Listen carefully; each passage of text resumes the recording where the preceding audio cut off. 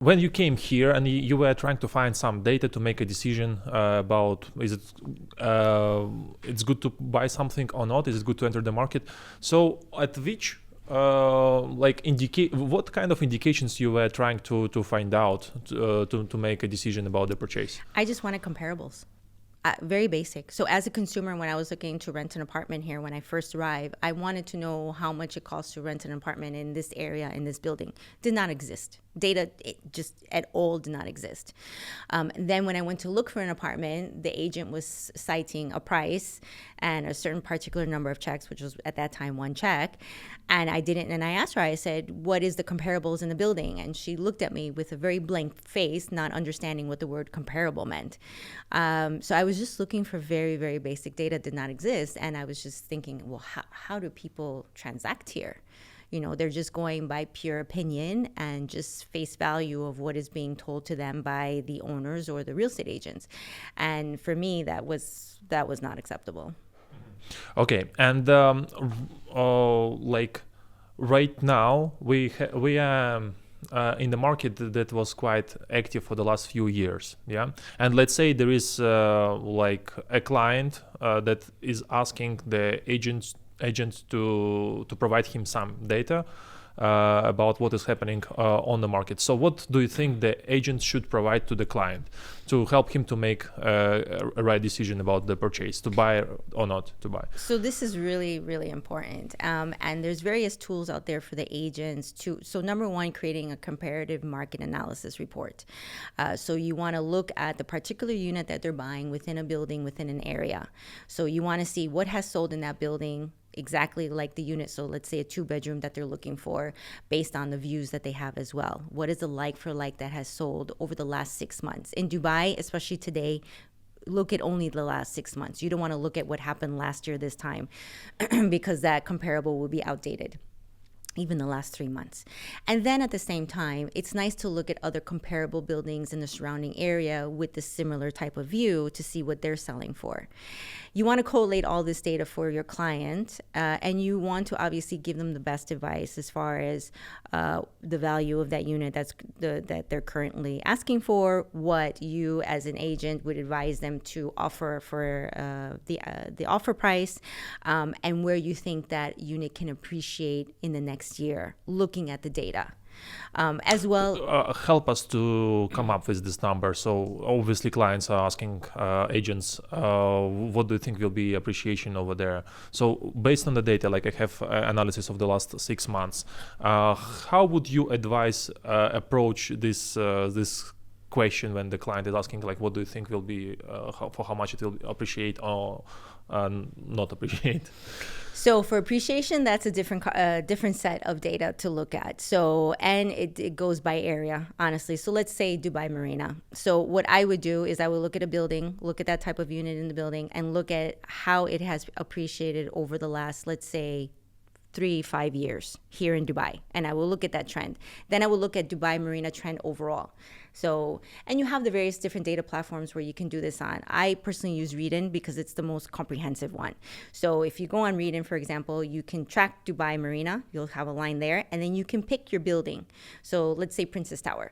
So you see Princess Tower and you see how the average price or the median price has trended over the last, let's say, a period of 5 years.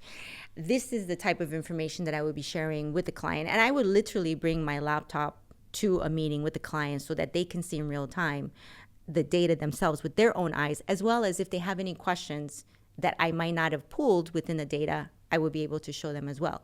So you're looking at that trending line of Dubai Marina, then you're looking at the trending line of Princess Tower. Now, let's say over the last 5 years, their average appreciation has been 10%. Let's just use that number.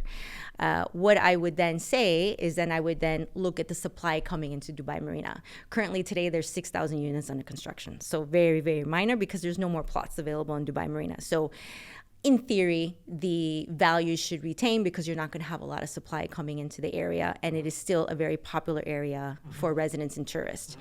And then depending on any other information that might be valuable to that client. So maybe they're looking to rent eventually the apartment. Maybe they want it for Airbnb or maybe they want it for themselves. So then I would just look at that time period and to say, okay, in the last 5 years, it appreciated 10%. You can conservatively, you don't have a crystal ball, but you do want to give them some kind of indication. You can say, look, based on how Dubai is growing, the population, the GDP, of course, you need all of this data and stats as well. And they're very easily. Anyone can get this information. So population you can get from Dubai Statistics Center. GDP you can get also from the Ministry of Economy, but you can also Google it and go to the news reports and you look at what the IMF predictions are, various other things. Just make sure to get it from credible sources. This is very important. Don't listen to what other people say. Don't what I'm saying today, verify it. Go and do your research and verify the information that I am saying. So if I say the population grew by 100,000 every year since COVID, you can easily go to Dubai Statistics Center and see this data. So don't take face value what people say, because that's one issue that I see in this market today is that a lot of individuals and agents, they hear a number on a podcast or, they read something in the newspaper and it's not necessarily true or accurate. So that's number one. And then, GDP, same thing, IMF, as well as Department of Economy. And then the real estate data you get from the data platform that you're using. And then you can safely say, okay, based on these factors, I can predict that Dubai Marina will stay stable or have an appreciation value of anywhere between 5 to 10%. Lynnette, I just came up with one question. I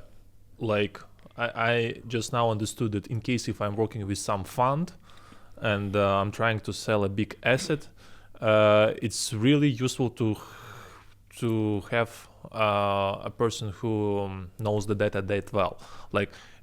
Do you provide some kind of analytics to the agents if they want to work with you on some deals, or it's not something that you are doing? It's not something that I do, but for agents that I know well, they do come for me for this advice. And then they also ask me to speak to their clients as well, especially their high net worth individual clients or clients who are buying a lot of properties or large assets. Mm-hmm. I do provide this service, but it's usually as a favor because someone asks, but not as a paid service, no. Got it.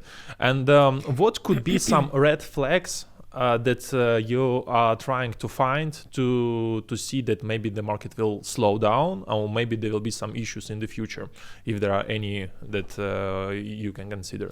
This is a very good question. So when you're looking at the data, yes, real estate transactional data from Dubai Land Department is very important. It is that base of the data that you're looking at. However, you need to look at the other data sets. You need to look at the listing data from the portals. So, for example, the data platform that I use, Readin, they have the listing data from Property Finder and Bayut. You need to look at the average price per square foot, the median price value, how it has been trending.